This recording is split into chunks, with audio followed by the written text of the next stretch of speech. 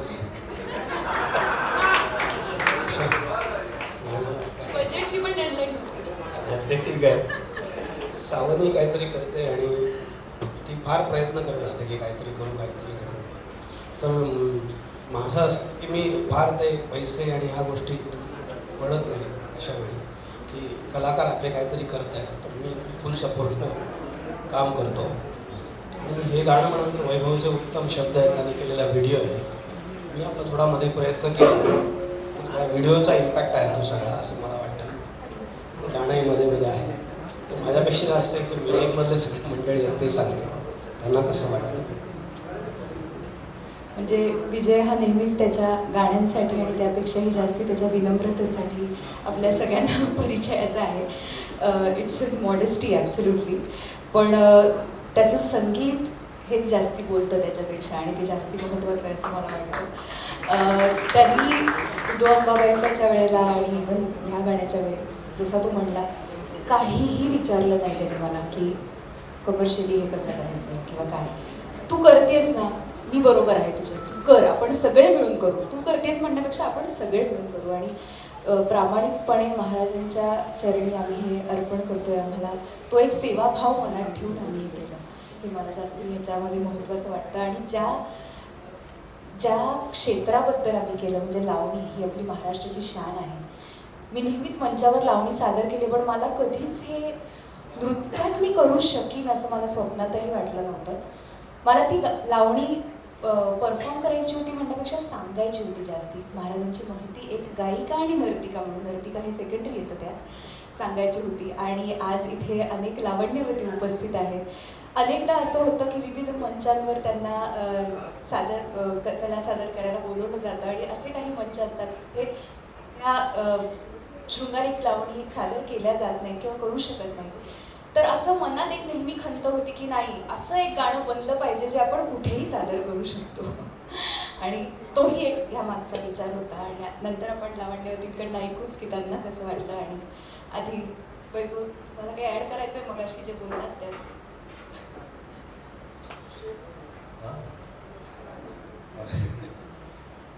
प्रोसेसमध्ये सुरुवातीला असं झालं होतं की माझी साधी संकल्पना अशी होती की महाराजांबद्दलची कृतज्ञता व्यक्त करायची आहे, प्रेम व्यक्त करायची आहे एका नृत्यांकाने, लावणी करणाऱ्या स्त्रीला.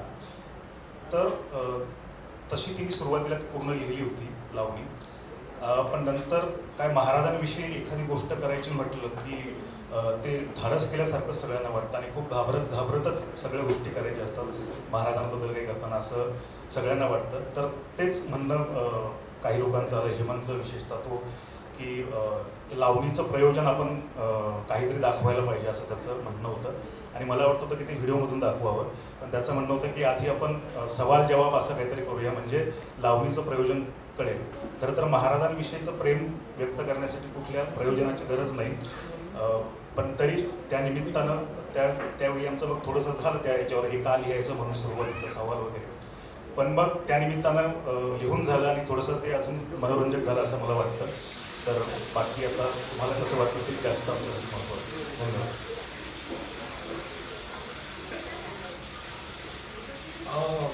गाण्याविषयी मी काय सांगू, म्हणजे जस्ट ऑलमोस्ट माझी फक्त पंचायत तिथे झाली की गाणं आल्यानंतर मांडायचं कसं. थोड्या दिवसापूर्वी व्हिडिओ आला होता, सो तो अजून एक डोक्यात असं झालं की आता हे कसं, म्हणजे मी बाहेर आलो घेऊन आणि दिग्दर्शक म्हणून नाव लावलं तर जे आता पोस्टर झाले नाही ते म्हणजे तो एक रेफरन्स होता. आणि महाराज शेवटला येण्याचं कारण तो व्हिडिओ पण ठरला की मला ते सोपं आणता आलं. आणि मग कसं आणायचं, कसं ते जपलं पाहिजे. घुंगरू, म्हणजे माझी अट अशी होती की तिने घुंगरू सोडावे, पण तिने घुंगरू सोडली आणि लावणी केली. सो तिथे ते जिंकलं सगळे तिने. सो अशा कॉन्सेप्ट आम्ही अशा लॉजिकली कुठे काय काय कसं मॅनेज करता येईल ते केलं. आणि सवाल जवाब मोठा विषय होता की मीनवाईल हा तिसरा सब्जेक्ट आहे या गाण्याचा. 2 सब्जेक्ट डिस्कार्ड केले मी आणि नंतर याच्यावर लँड झालो. मग बघता बघता एक दिवशी सहज जयश्री ताई आणि अरुण सर नाईक यांचा सवाल जवाबाचं बघण्यात आलं, कारण लावणीचा स्टडी करत होतो. म्हटलं हे कोणी नाही करत यार, आपण करूयात असं. पण त्याच्यामध्ये प्रॉब्लेम असा होता की जी रे येतच सवालामध्ये, ते कसं तोडायचं? कारण गाणं मोठं होतं. आता 8 मिनिटाचं गाणं आहे, म्हणजे 15 मिनिटाचं. आमचा मिक्स मास्टर इंजिनियर म्हणतो तू शॉर्ट फिल्म केली असेल, गाणं नाही केलं. मग त्याच्यामध्ये याचा मला सपोर्ट आला. मी याला सांगितलं, तसं मी माझं याच्यावर पहिल्यांदाच काम आहे, मी लहान आहे त्याच्यापेक्षा आणि त्याचा साहित्याचा अभ्यास फार हे आहे. पण मी एखादी गोष्ट सांगितल्यानंतर का हे मला पटवायला त्याला त्रास झाला थोडा, की अरे मला सुचत नाही, मला तू लाईन्स दे आणि मला त्या लाईन्स पाहिजेत ज्या एन्कोडेड असाव्यात, डिरेक्ट नसाव्यात. तर याच्यामध्ये गडिमाच्या स्त्रीला ओटी भरली हा पण एक शब्द होता, पण मला असं वाटलं की शाहीर स्पष्टच का सांगेल, ओळखून दाखव महाराज. तर मी म्हटलं नाही, ती लाईन आम्ही काढून घेतली. पण somehow we just manage to cover the encrypted description of Maharaj, की हिला मी देतो पण ती करणार नाही हे मला माहिती आहे, कारण तो मंचच नाही की ती सादर करेल. आणि त्या पद्धतीने त्यांनी मला, आमचं ब्रेन स्टॉर्मिंग झालं आणि त्याने मला 12 लाईन्स दिल्या, त्यातल्या मी 8 घेतल्या आणि समहाव ते खूप चांगल्या पद्धतीने झालं. आणि सवाल जवाबाची अशी काही कॉन्सेप्ट आम्हाला करता आली, सगळ्यांना आवडली आणि तुमच्यासमोर आहे. प्रयत्न तर केला आहे तुम्ही. आता कसं मला तर तुमच्याकडून ऐकायला आवडेल, जे आहेतच अजून दादा आहे, सगळ्या लोकांचं काय मत येते. आता आम्ही आमचं बोलून मोकळं झालो, बोलून आणि करून मोकळं झालं. आता तुमची आमचे कारण असूच नाही, तुम्ही काय म्हणता त्याच्यावर. पण धन्यवाद. आय होप की तुम्हाला आमचा प्रयत्न आवडला आणि असंच काहीसं पुढे, आय होप म्हटलं असंच काहीसं पुढे घेऊन येताना मला नाव लावताना अभिमान वाटेल, असंच मराठी चित्रपटसृष्टीमध्ये पण काम करता येईल अशी मी आशा बाळगतो. आणि मराठी चित्रपटसृष्टीमध्ये, संगीतसृष्टीमध्ये सेवा करण्याची कार्यकारिणी चालू ठेवी अशी इथे मी तुम्हाला ग्वाही देतो. आपण सगळेच आवडलं गाणं मला. अगदी जुन्या काळात नेला तुम्ही, कारण जेवढ्या ताकदीनं त्यावेळेला लावण्या यायच्या, खूपशा लावण्या मी पण गायलं, माझं रेकॉर्ड संपलंय. आणि इतकी छान त्याची चाल केलेली आहे, तुम्ही लिहिलंय आणि तुम्ही दिग्दर्शित केलंय आणि कामही केलंय. दिग्दर्शनाचं, नृत्य दिग्दर्शनाचं तुम्हाला ज्ञान असल्यामुळं स्क्रीनवर तुम्ही फार इझिली केलंय ते. म्हणजे तुमच्या चेहऱ्यावर असं काही टेन्शन नव्हतं. तुम्ही खूप चांगलं फेस केलंय कॅमेराला. आणि आमची ही लावण्यवती गाणारी मुलगी इतकं छान डान्स करू शकते, पण आज तेही करायला लागतं. आमच्या वेळेला काही करताना कंबर तिथंच राहिली तर मुश्किल व्हायची, म्हणून डान्सच्या भानगडीतच नाही पडलो मी. पण जसं ज्ञानेश्वरीच्या तोंडातनं निघालं की मला वाटतंय हा धागा धरून तुझ्या या प्रोडक्शनचं सार्थक करावं, सिनेमा बनवावा याच्यावर. मला आठवतंय राम तेरी गंगा मैलीच्या आधी आमचा कुठेतरी सत्कार होता प्रेमरोगसाठी आणि दादू रवींद्र जैन साहेब स्टेजवर गात होते, एक राधा एक मीरा ते गाणं. तर राजसाहेब पुढच्या रांगेत फर्स्ट रोमध्ये बसले होते, त्यांच्या पाठीमागे मी बसलेलो होतो. मला ते अरे सुरेश ये गाना दादू का ही है? मैंने बोला जी उन्होंने लिखा है, उनका ही है. अच्छा.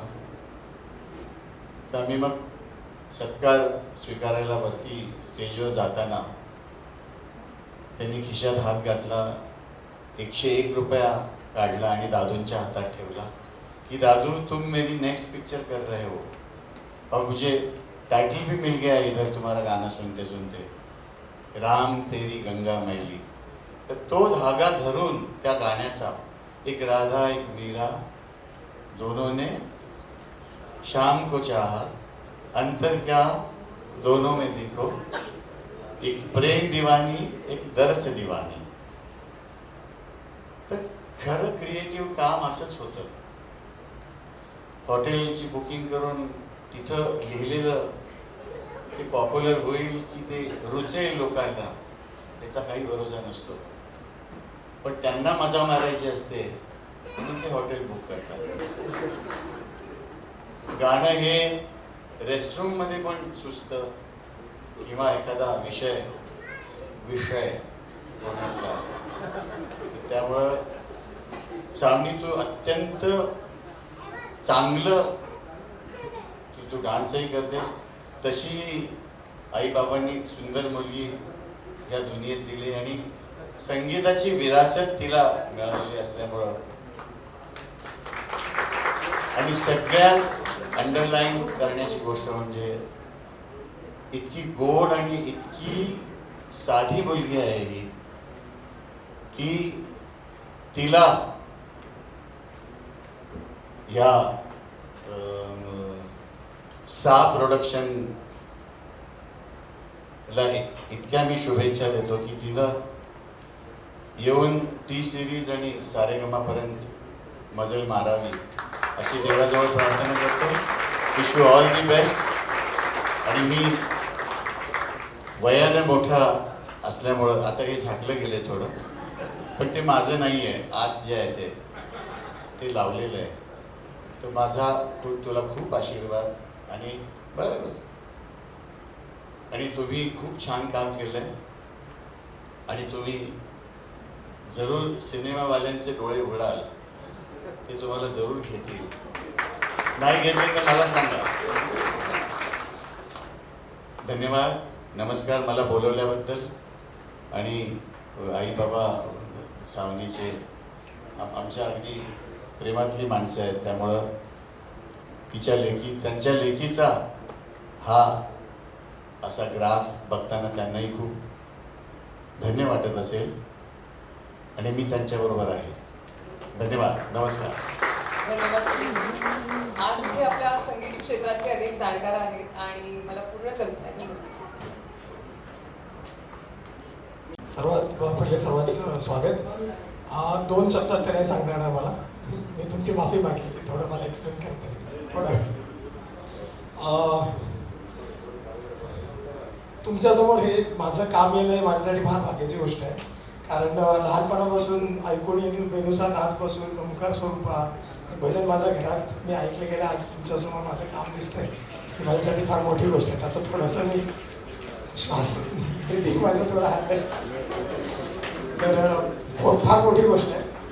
Let's come to the point. अगदी लोगो नाही, पण जे तुम्हाला सगळं डिझाईन दिसते हे सगळं डिझाईन करण्याचा मला ही संधी मिळाली. याचं मी सावनीला पण थँक्यू म्हणेन की तिने हा विश्वास ठेवला की आजचा पूर्ण डिझाईनचा जो सगळा प्लॅन आहे तो माझ्याकडे दिला. तर सावनी रेकॉर्ड्स हा लोगो मी 5 महिन्यापूर्वी बनवला आणि हा साधारण 17वा लोगो आहे जो मला विचार केल्यानंतर मी तो फायनल झालो. तर याच्यामध्ये महत्त्वाचं म्हणजे रेकॉर्ड्स असेल तर काय असलं पाहिजे. तर एका पॉईंटला मी सावनीबरोबर लास्ट एक गाणं गेलो होतो अंबाबाईचा. त्याची पूर्ण प्रमोशनची जबाबदारी माझ्या कंपनीकडे होती आणि मी तिला स्टडी करत होतो.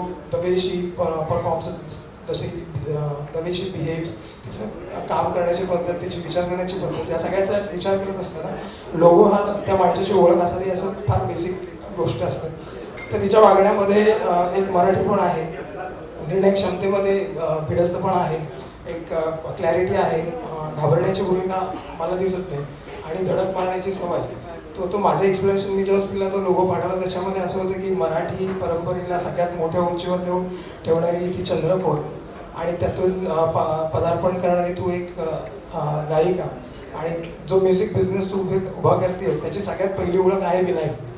आणि त्यातून मला दिसताना मी हा फ्रंट अँगल आहे, टॉप अँगलला मी असं बघतो की खूप साऱ्या विनायक्स म्हणजे तिच्याकडे खूप साऱ्या रेकॉर्ड्स आहेत, खूप सारे रेकॉर्ड्स असलेलं कलेक्शन असलेली ही चंद्रकोर आणि याच्यामध्ये जवळपास 200-400 गाड्यांची रेकॉर्ड्स आहेत. किती मोठी व्हावं अशा पद्धतीने मी तिला ते एक्सप्लेन केलं आणि माझ्यासाठी ही चंद्रकोर पॉवरफुल स्टँड आहे ज्याच्या बेसिसवर खूप सारे रेकॉर्ड्स मोठे होतील आणि अशी ती मोठी पुढे जावी अशी माझी इच्छा राहिली. आणि मी तिला प्रेझेंट केल्यानंतर तिला आवडलं आणि तो लोगो फायनल झाला आणि त्या पद्धतीने मला ती करण्याची संधी मिळाली तर धन्यवाद. मी तिला म्हणेन की तिला माझा लोगो आवडला आणि आपण पुढे जाऊ शकलो. धन्यवाद. खूप सुंदर विचार आहे आणि खूप सुंदर लोगो दिसतोय सुद्धा. आम्ही नक्की पुन्हा एकदा टॉप अँगलसाठी वन्स मोर देऊ कार्यक्रमाच्या शेवटी. आणि तो लाल रंग सुद्धा खूपच उठून दिसतोय तुम्ही मगाशी म्हणालात. एकदा जोरदार टाळ्या हेमंत असते यांच्यासाठी आणि सर्व मान्यवरांना बसण्याची विनंती. थँक्यू. सावनी रेकॉर्ड्स आज लोकार्पित झालेलं आहे. गोड मानून घ्या आणि सावनीला खूप आशीर्वाद द्या आणि आशिषला. धन्यवाद. आणि हा अत्यंत सुंदर मोशन लोगो ज्यांनी